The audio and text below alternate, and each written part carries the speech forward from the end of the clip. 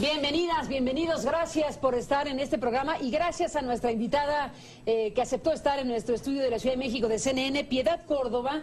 Piedad Córdoba es una mujer muy conocida en América Latina, en Colombia, por supuesto. Es actualmente vocera de colombianos y colombianas por la paz. Lo digo en breve, Piedad, como una de tus tareas, pero te has distinguido a lo largo de muchos años de ser partícipe de un conjunto de situaciones muy importantes para tu país, para otros países, y estás aquí en México participando en un encuentro convocado por la UNAM, por la Universidad Autónoma de la Ciudad de México, por la Fundación Rosa Luxemburgo. Te han invitado a México a hablar de paramilitarismo en Colombia, paramilitarismo en México y demás cuestiones en el ámbito académico y universitario. Y ya que estás aquí, Piedad, te invitamos a CNN y te agradecemos mucho que estés en este espacio. Déjame iniciar esta charla pues con lo que estábamos platicando antes de entrar en la propia conversación para CNN. ¿Cómo van las cosas en Colombia cuando hemos visto un proceso sumamente importante de búsqueda de la paz, de un gobierno que se sienta con la guerrilla, de una guerrilla que asume la posibilidad de destrabar un conflicto de décadas y todo lo que involucra la apuesta de Colombia por la paz? ¿Cómo definirías el momento que se vive, Piedad? Bueno, primero que todo a ti muchísimas gracias por invitarnos y bueno, y recalcar que tenemos amigas y amigos comunes. Muchísimas gracias además por el interés en un proceso tan importante como el que estamos viviendo en el país. Yo creo que es un momento histórico. Colombia indiscutiblemente con el gobierno y con la sociedad civil obviamente y con las Fuerzas Armadas Revolucionarias de Colombia avanza en un proceso supremamente importante. Yo diría que nunca en otro proceso con las FARC se ha avanzado de la manera como se ha avanzado en el país. Y yo diría que hay elementos que nos dan la fortaleza para decir que este proceso no tiene reversa, que es imposible que lo que se ha logrado pueda reversarse, pero pues obviamente una de las situaciones más importantes me parece a mí que es la difusión de este proceso, el conocimiento que debe tener no solamente el país sino América en general y el mundo, de que se va a salir adelante frente a la terminación de un conflicto de más de 50 años de duración.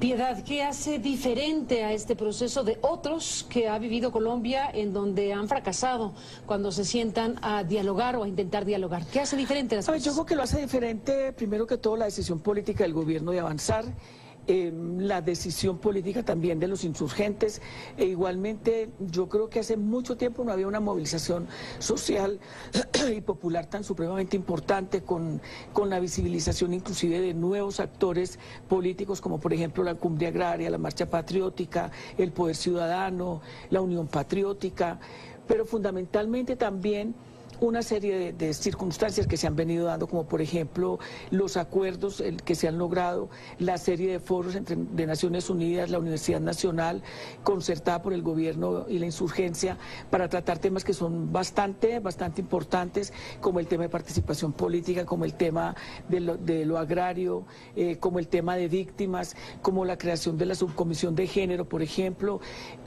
la conformación de un gran frente amplio por la paz con justicia social y la democracia. Es decir, son muchas las cosas que se han venido dando en estos 2 años que se llevan de proceso, que dan cuenta realmente que es distinto a otros procesos, a pesar de que siga existiendo sectores del país o dirigentes políticos que están en contra de él. Bueno, muy particularmente, Piedad, ya que dices eso, viene a la mente de inmediato el expresidente de tu país, Álvaro Uribe, que ha sido una voz hipercrítica, muy incisiva contra el proceso echado a andar por el actual presidente Santos, que incluso logra su reelección en buena medida con la apuesta por la paz. Pero ¿qué tanto en esta Colombia dividida en esas opiniones, dividida no sé en qué porcentajes, ni creo que se pueda identificar eso, pero sí dividida con voces que abiertamente están en desacuerdo con que el gobierno se sienta a negociar con quienes consideran criminales? ¿Cuánto cuenta eso en el proceso? ¿Qué representa para una Colombia que tiene este enorme contraste sobre el tema, muy divisivo el tema? Sí, a ver, yo creo que el presidente Uribe, el expresidente Uribe ha jugado un papel de obstrucción durante todo este tiempo. Lo mismo que está haciendo el presidente Santos trató de hacerlo él en otras oportunidades, inclusive ofreciéndole la propuesta de Asamblea Nacional Constituyente. Yo fui vocera del presidente Uribe en ese sentido. yo digo que se parapeta en el hecho de que obtuvo una votación significativa para las elecciones hacia el Congreso de la República el año anterior. Inocultable eso, sí. Inocultable, sino eso es un hecho de bulto y él es un dirigente político que muy reconocido en el país, eso negarlo es tapar el sol con un dedo.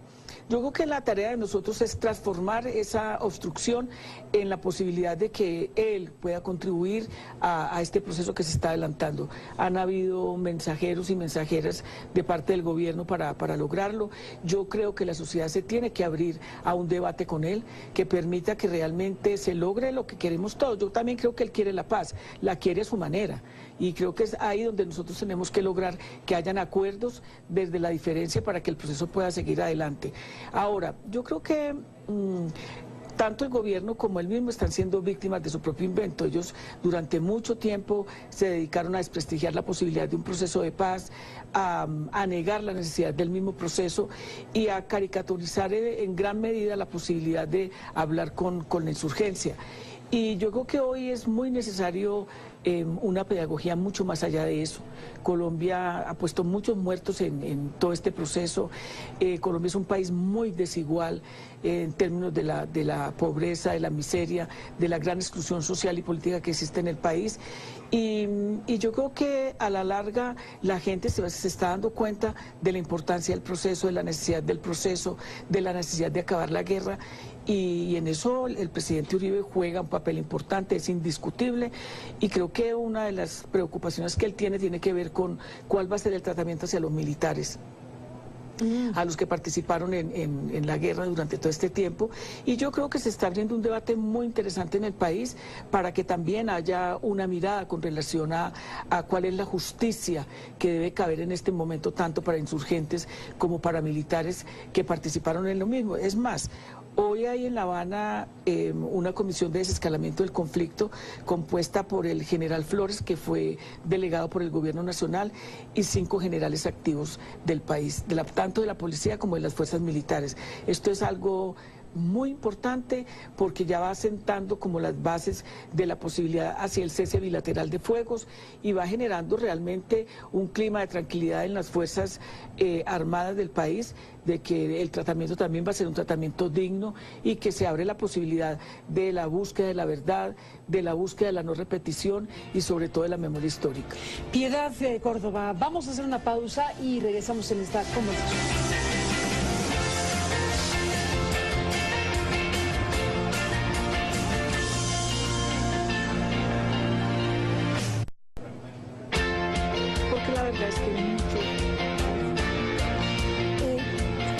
Regresamos, Piedad Córdoba, retomo el hilo de lo que estamos conversando fuera del aire, ahora regresando en esta charla contigo sobre el proceso que vive Colombia.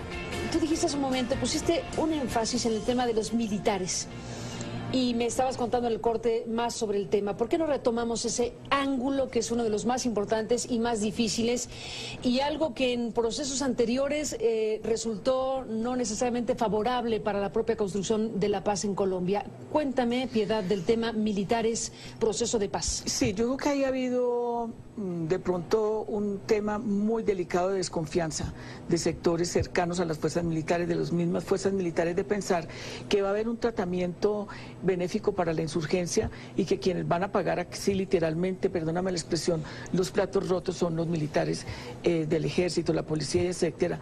Y yo creo que la decisión que tomamos en Colombianos y Colombianas por la Paz de ir a visitar militares que están siendo procesados, que han sido condenados, para mirar con ellos una propuesta de reconciliación en el país, ha sido muy bien recibida. Y muy bien recibida porque yo creo que esto desactiva una serie de factores en contra precisamente del proceso y desactiva la desconfianza que hay, por ejemplo, el mismo presidente Uribe, de pensar que muchos de ellos van a quedar en las cárceles con largas condenas, mientras que la insurgencia supuestamente va a quedar reintegrada, y eso no es tan sencillo. Primero, yo creo que el imaginario social es muy difícil a veces de reconstruir a favor de la paz por esta misma situación, pero el mismo gobierno ha venido dando pasos en ese sentido. La misma insurgencia violencia, el solo hecho de que haya un general de la policía y un general del ejército que componen la mesa de diálogo del gobierno. Igualmente hoy la presencia de los 6 generales en La Habana, pues obviamente que tiene que ver con el desescalamiento, pero también la discusión de qué va a pasar con ellos. Y creo que el país está maduro para dar este debate, que es muy importante. Como en el pasado, muchos de los que nos opusimos a la Ley de Justicia y Paz, que tenía que ver con los paramilitares, con todo lo que había pasado en el país, pues el país lo asimiló de alguna manera, y hay que reconocer que ha traído cosas muy positivas en términos de conocer el origen del paramilitarismo y todo lo que ha pasado con eso en el país. Piedad, bueno, déjame traer a cuento lo que el Papa Francisco dijo hace algunos días en un correo electrónico que le mandó a un amigo suyo, en donde habló de su preocupación porque Argentina se mexicanizara. Bueno, tomo lo que dijo de esa manera Francisco, de usar esta generalización, esta cuestión que desde luego conduce al estigma de un país. Sí. La mexicanización me lleva a plantearte el tema de la colombianización. ¿Cuántos años Colombia ha cargado o cargó fundamentalmente en años anteriores con esta cuestión de la colombianización? La colombianización de México, la colombianización de otros países. Déjame jugar con la idea. Sí. ¿Qué tanto se ha mexicanizado Colombia y qué tanto se ha colombianizado México en términos de asuntos tan específicos, por ejemplo, como lo paramilitar? Ahora que hablas de el ejército y el proceso de paz en Colombia, y que estás en México para hablar de paramilitares en México y en Colombia, ¿dónde está el mapa que explica las cosas? A ver, este es un tema muy delicado, pero que las sociedades tienen que enfrentar, y yo diría que el paramilitarismo es una estrategia sistémica y sistemática del capitalismo. Esto no es simplemente reducirlo a la colombianización o la mexicanización de uno u otro país. Creo que es una estrategia que ha jugado contra insurgente en Colombia desde hace muchísimo tiempo, que no nace a partir del narcotráfico necesariamente. Yo diría que se remonta a épocas que tienen que ver posteriores a la Guerra de los 1000 días en el país, cuando se crea la policía conservadora, cuando luego se generan los chulavitas, los liberales limpios, es decir, una serie de organizaciones que paralelamente marchan apropiándose de la justicia, en unos casos de manera ilegal, en otros de manera legal, como fueron las Convivir aparentemente, y que mucho daño le han hecho a países como el de Colombia y como el de México, pero que tiene que ver fundamentalmente en una acumulación por despojo, es decir, cómo los terratenientes y algunos sectores del establecimiento se apropiaron de estos mecanismos para generar miedo, para desplazar. Por ejemplo, en Colombia se dicen cifras oficiales muy serias que hay entre casi 5 millones a 6 millones de personas desplazadas en el país, que se apropiaron aproximadamente de 7 a 8 millones de hectáreas en los últimos años, y que además de eso desaparecieron 360.000 predios en el país. O sea, todo está ligado fundamentalmente con el modelo, está ligado fundamentalmente con lo que es ahora minería a cielo abierto, con lo que son los grandes negocios de agroecología, que además ha señalado las investigaciones en el país la relación de sectores de la fuerza pública y de policía con sectores de las multinacionales también. O sea, yo creo que el tema va mucho más allá de lo que uno pueda reducir, y que juega un papel muy negativo en Colombia frente al proceso de paz. Yo diría que atenta contra el proceso de paz. Si Colombia no resuelve el tema paramilitar y lo resuelve antes de la firma de los acuerdos, como una decisión política del Estado de terminarla, es muy difícil.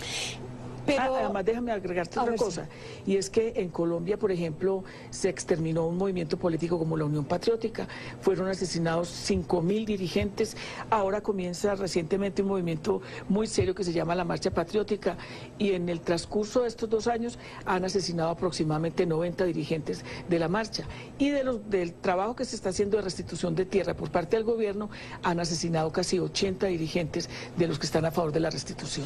Ahora, Piedad, sobre el tema paramilitar, si yo no me equivoco, Colombia ha vivido un proceso judicial muy importante, reconstituyó su propio modelo judicial para procesar de esa manera un conjunto de delitos y de situaciones, y muy claramente el fenómeno paramilitar. ¿Cuántos hoy en Colombia no están en la cárcel habiendo sido legisladores, habiendo sido funcionarios, habiendo sido parte de una estructura de poder, ¿cuántos hoy no están en la cárcel precisamente por haber sido partícipes o patrocinadores del tema paramilitar?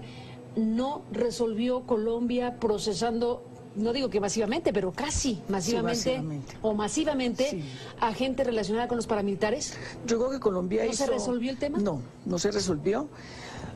Y la prueba de ello es que, bueno, sí es bueno resaltar lo que tú dices, y es como 70 parlamentarios, todos muy cercanos al presidente Uribe, la mayoría de los jefes paramilitares, que además pasó algo muy delicado en Colombia, y fue que fueron extraditados a los Estados Unidos, con lo que la recuperación de la verdad ha sido muy difícil, pero un sector muy grande en las cárceles del país, que le daría a uno la idea de que se acabaron las AUC, es decir, las Autodefensas Unidas de Colombia.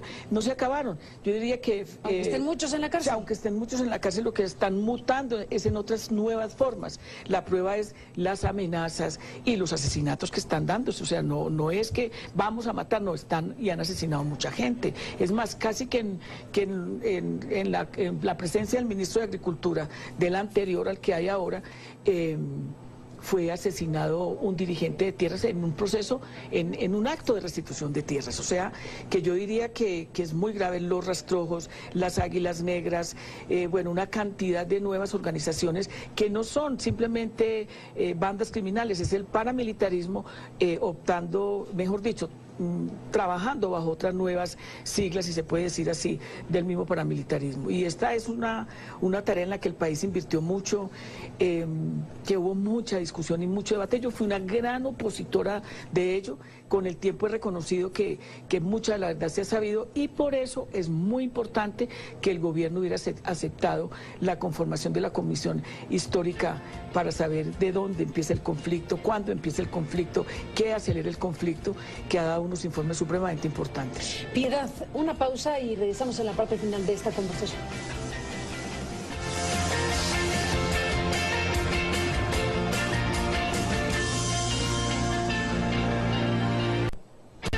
Entramos en la parte final de esta conversación con Piedad de Córdoba, vocera y representante de colombianos y colombianas por la paz. Volvemos.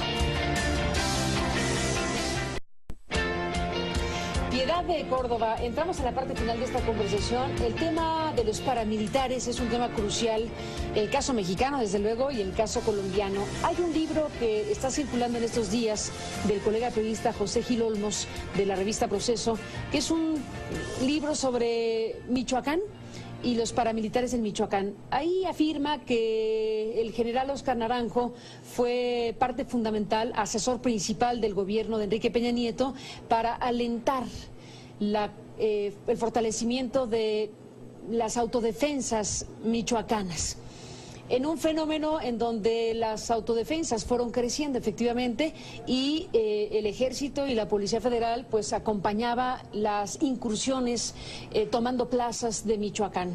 Hasta ahí me quedo en una definición muy general y el planteamiento periodístico de este colega.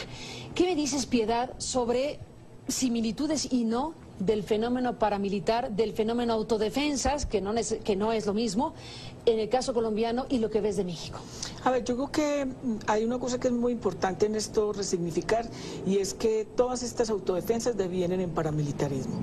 ¿Necesariamente? Devienen, en Colombia esa ha sido la constante, y por eso yo aclaraba ahora, unas operan con carácter de la ilegalidad total y otras han operado con visos de legalidad, como por ejemplo los decretos que se expidieron en el gobierno del presidente Valencia, que se expidieron en el de Alberto Lleras Camargo. Es más, los que se expidieron recientemente, digo yo, pues recientemente, pero ya hace como 20 años, que fueron las Convivir en el gobierno de Gaviria y en el gobierno de Samper, que yo diría que les dio pues como una carta de navegación, que luego eso fue utilizado única y exclusivamente para desplazar campesinos, para asesinar dirigentes populares, dirigentes de derechos humanos, para despojar territorios, muy de la mano de las fuerzas militares y de policía, no digo como tal. Pero recientemente en Colombia, una de las magistradas del Tribunal de Justicia y Paz de Cundinamarca dijo en su sentencia muy claramente que el paramilitarismo era una política de Estado en Colombia. O sea,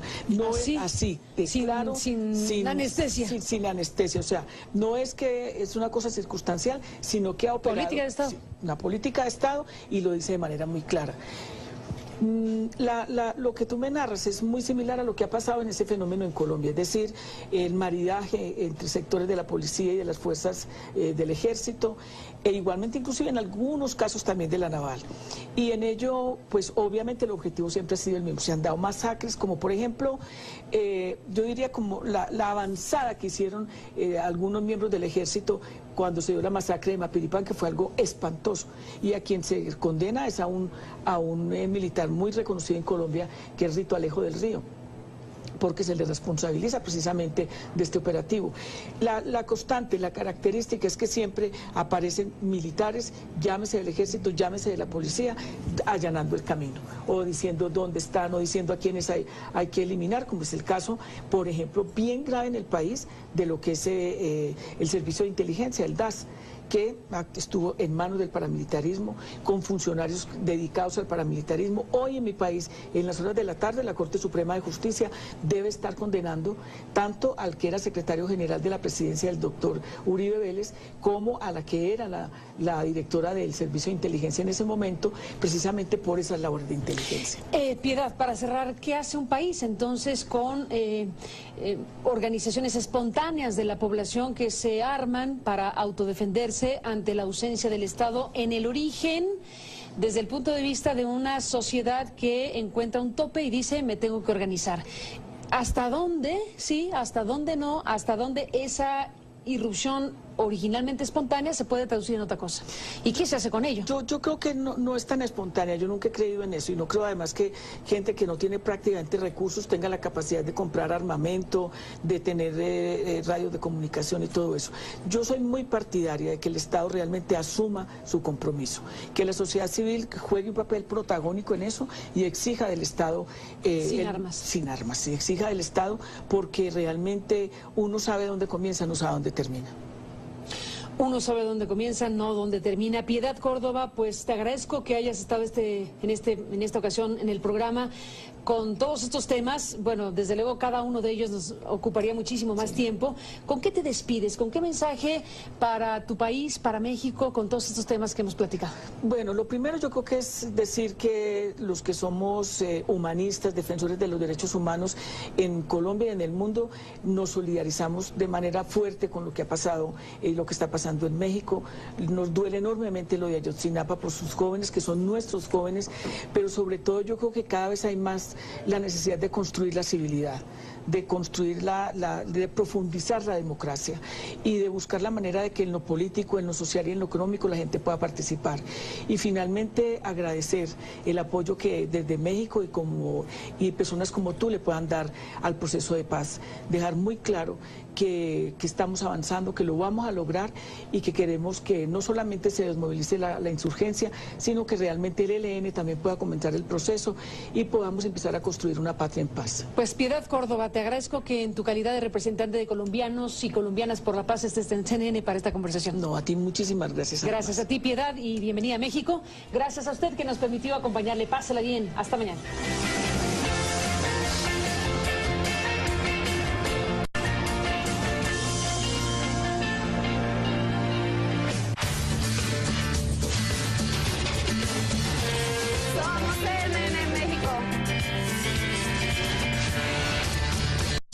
Sumamente importante de búsqueda de la paz, de un gobierno que se sienta con la guerrilla, de una guerrilla que asume la posibilidad de destrabar un conflicto de décadas y todo lo que involucra la apuesta de Colombia por la paz. ¿Cómo definirías el momento que se vive, Piedad? Bueno, primero que todo a ti muchísimas gracias por invitarnos y bueno, y recalcar que tenemos amigas y amigos comunes.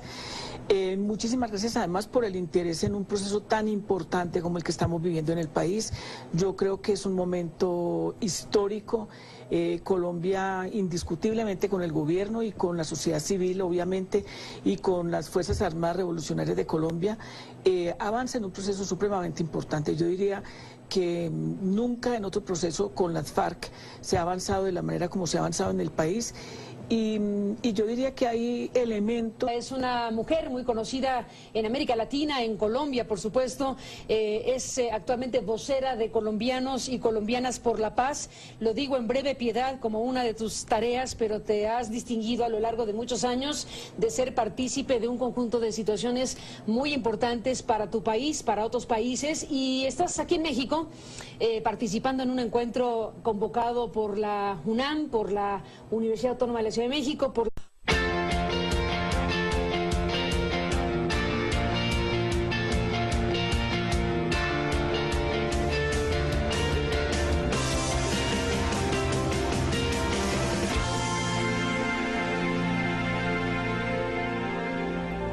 Bienvenidas, bienvenidos, gracias por estar en este programa y gracias a nuestra invitada que aceptó estar en nuestro estudio de la Ciudad de México de CNN, Piedad Córdoba. Piedad Córdoba, la Fundación Rosa Luxemburgo, te han invitado a México a hablar de paramilitarismo en Colombia, paramilitarismo en México y demás cuestiones en el ámbito académico y universitario. Y ya que estás aquí, Piedad, te invitamos a CNN y te agradecemos mucho que estés en este espacio. Déjame iniciar esta charla pues con lo que estábamos platicando antes de entrar en la propia conversación para CNN. ¿Cómo van las cosas en Colombia cuando hemos visto un proceso